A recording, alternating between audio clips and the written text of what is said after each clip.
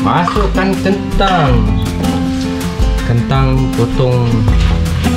potonglah macam mana yang sahabat suka je lah.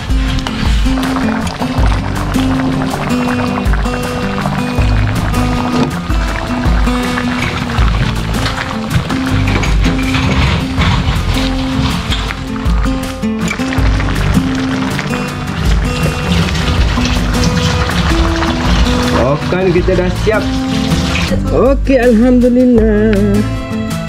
Kari padu. Mantap padu.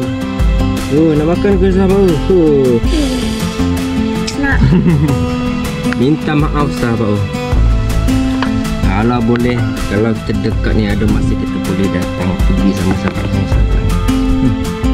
Kari pula padu. Sini mak datang. Syur. Memang syur gila ni sahabat. Astagfirullahaladzim. Sabar. Okey. Makanan tengah hari saya dah petang dah pun. Beginilah sahabat. Ini yang kuat tarik tu, ikan kecil-kecil tu kan. Rupanya ikan ni sedap. Dia berlemak ikan ni. Mantap padu betul lah.